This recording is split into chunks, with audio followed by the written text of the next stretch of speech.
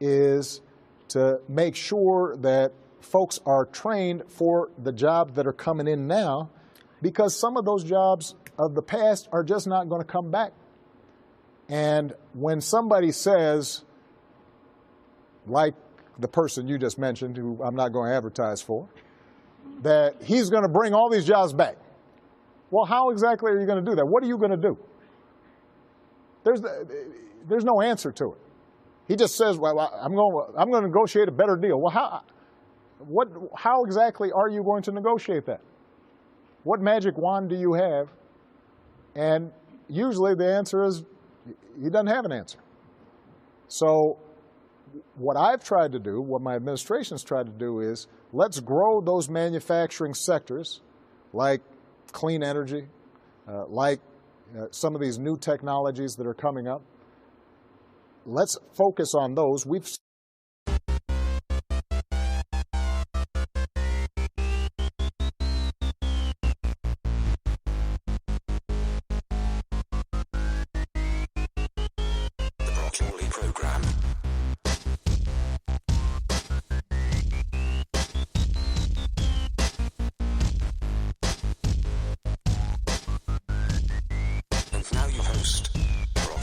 Hello, ladies and gentlemen. This is the Brock Wally program. My name is Brock Wally. I am your fearless host. It's just delightful.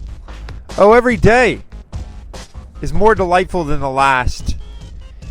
Watching this transpire is just amazing. So Trump gets on the horn, sets up a meeting with Carrier, and I think I think there's another one. The name eludes me. Sits down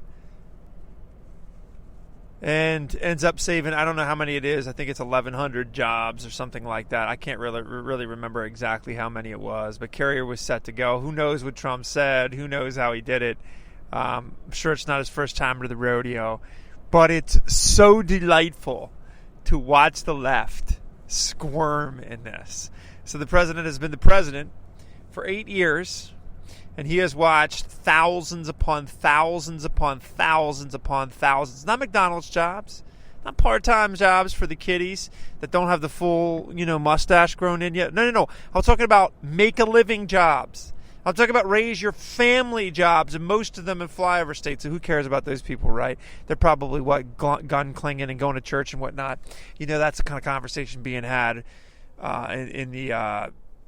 in the meetings at this White House. Nonetheless, Trump's not even in office yet, and he saves these jobs. Why? Doesn't think like a bureaucrat. I can tell you that right now. That's the silver bullet explanation. Doesn't think like a bureaucrat. Doesn't think like a government official. Doesn't think like a snail's pace bureaucratic loser. That's the long and short of it. But it's just been a riot. Let's listen to the press secretary, the squirmy, elitist, smug press secretary. Let's listen to his response upon hearing that Trump saves these jobs. Let's listen. The president-elect has indicated that he deserves credit for that announcement. And I guess what I would observe is that if he is successful in doing that 804 more times, then he will meet the record of manufacturing jobs that were created in the United States while President Obama was in office. There were 805,000 manufacturing jobs that weren't just protected or saved, but actually created while President Obama was in office. So President Obama has set a high standard, and President-elect Trump can meet that standard if this Carrier deal is completed. Okay, listen to that. There's so much wrong with that, but listen to his smug elitism. It's exactly the reason that the Democrats are getting slaughtered, but let's keep our eye on the ball. All right, so he's furious. I mean, look, if you're a common sense person, you're not a leftist sycophant, you see this go down and you think, how incompetent must this administration be that the Trump administration isn't even in office yet and they're already more productive. Secondly, Carney, or whatever this dude's name is, I can't even remember. I think these guys are rotating. I can't even remember this squirmy Ivy League faculty lounge loser that's always spouting off lies and carrying Democratic water for the president. Look, You didn't create any jobs. 0 jobs were created by the White House. I love how the leftists are always talking about this. The government doesn't create anything. They take. If Trump does this 350 more times, he'll meet Barack Obama's very high standard of job creation. You didn't create anything. You've lorded over a massive loss of job. You have 1% growth. It's just abysmal. You live in an alternative universe. There's 2 explanations. 1, this insane bureaucrat believes what he's saying. Not likely possible. Number 2, he knows he's lying. He's spinning. That's all they do. They spray Febreze on their porta potty turds. That's what they do. This is what needed to happen. Instead of subsidizing your friends, instead of being in the business of graft and money laundering, and you scratch my back, I'll scratch your back, elitist Washington insider establishment hackery, you need to set up a meeting with Carrier. Go say, hey, what's the problem? Why are you leaving? Well, I'll tell you what the problem is, Mr. President Obama. Taxes are insane. You see, I didn't open up a refrigerator manufacturer just to make it rain out there. I want a profit. I have shareholders. I have to actually turn a profit in order to pay these people wages. Yeah, that's how business works. It's not like you would know that, Mr. Community Organizer, but that's actually how business works. So what do I need in order to stay in the United States? I need a better tax rate. I need less regulations. I need to get the EPA out of my bungholio. That would help, Mr. President. What do you think Barack Obama's response to those things would be? Well, don't you see the future is in Green Gone Wild? You want to know why? Tom Steyer just sent me a $4 million check, and he's invested heavily in Green Gone Wild energy, and I'm also planning on pushing this man-made global warming thing as long as it can line my pockets. So I just can't meet you here halfway, Mr. Carrier. I'm sorry, I can't. Plus, you're an evil business. You're out there making money and profiting off the imperialist United States of America's slave legacy. So, quite frankly, I hope you go 6 feet under, and I hope your family follows you. That's the kind of nonsense. That's the kind of mentality that runs the country right now. So, of course, businesses are leaving to a place that provides them far better, friendlier business atmosphere. Listen, you go into these cities. I tell my friends all the time, you go into these cities, what do you see? You see absolutely no industry. You see no places to work. So what are some of these inner city kids supposed to do to create job experience and get a resume? Well, they have nothing. Maybe a couple fast food restaurants until some Al Sharpton rally burns them to the ground. Why do you think businesses aren't in there? Because the tax rates are through the roof? Because crime is high? What does business need? Stability, low taxes, the ability to grow, the ability to find good labor.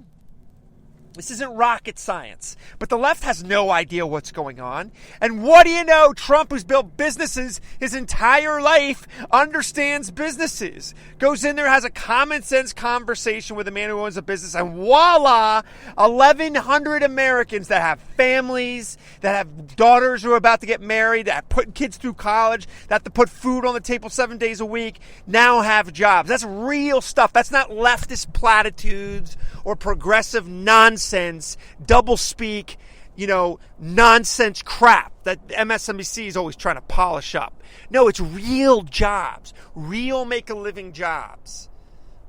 All right, here's a compilation for this. I got to tell you, I just love it. I really do. Check this out.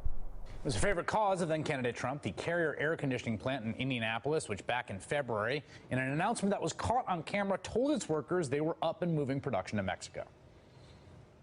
It became clear that the best way to stay competitive and protect the business for long term is to move production from our facility in Indianapolis to Monterrey, Mexico.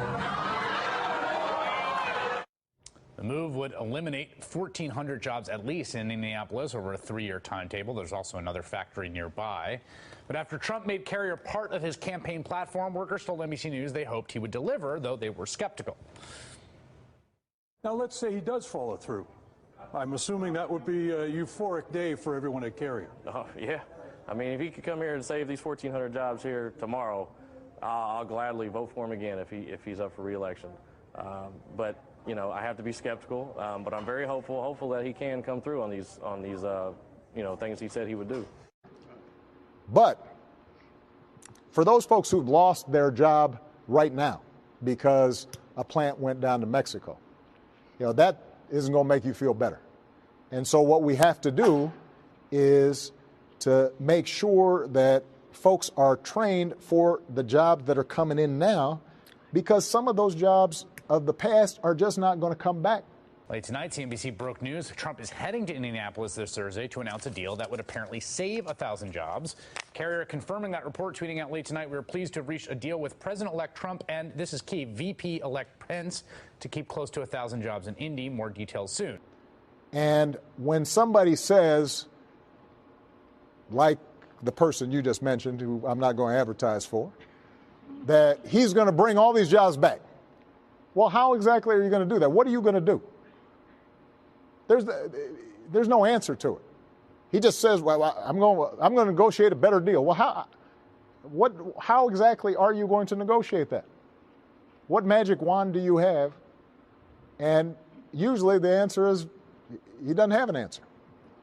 So earlier this year, Indiana employees at the air conditioning company at Carrier were furious, obviously, when they learned their jobs were going to be sent to Mexico. But late yesterday, we all learned that President-elect Trump had negotiated a deal with Carrier to keep his campaign promise and keep many of those jobs right here in the United States. The president-elect tweeted this, quote, "Big day on Thursday for Indiana and the great workers of that wonderful state. We will keep our companies and jobs in the United States. Thanks, Carrier." Yes, what I'd like to say to them is thank you for going over and above and out of their way, taking their holidays away from their family and friends and spend time with themselves to put together an action plan to sit down with Carrier Corporation and work out a deal to save our jobs. And I just appreciate them doing that and taking that time, and also taking the time to make it a quick decision. I was anticipating maybe a 3, 4, 5 week time frame before we knew anything, but it surprised me and shocked me that it was a 2-day event. And it's pretty remarkable news. I'm going to negotiate a better deal. Well, how exactly are you going to negotiate that? What magic wand do you have? And usually the answer is he doesn't have an answer. So Trump train! All aboard, baby! The Trump train! Choo-choo! Ladies and gentlemen, that is fantastic. Is it not? Is it not? What are you going to do? You say you're going to negotiate the deal, but what are you going to do? Well, what you're going to do, Barack Obama, is you're going to talk to people, outside of the Beltway, outside of Washington, D.C. Maybe you have a conversation with somebody who isn't a radical Marxist. I don't know, let's say Tuesday afternoon. Maybe you do that on a Tuesday afternoon just to mix it up. Yeah, you talk to some people. The reason that there's all this gridlock in Washington is because no, they don't want to swallow Marxist jagged pills. Maybe if you went and had a conversation, maybe if instead of talking about compromise, you actually compromised. Instead of executive orders and nuclear options and pens and phones and hyperbole and mocking your political opponents nonstop. Maybe if you were a leader, because a leader isn't putting on a tight suit and going on Jimmy Kimmel. Now, that's not a leader. A leader is getting stuff done and leading. And Barack Obama, you're an embarrassment. You're an embarrassment. That's what you are. That's what you've been. That's what you'll be on the pages of history. Ladies and gentlemen, buckle up, because you are in for a heck of a ride. Thank you for listening to the Brock Lawley program. Be a people of fortitude. Be a people of character. Be a people of courage.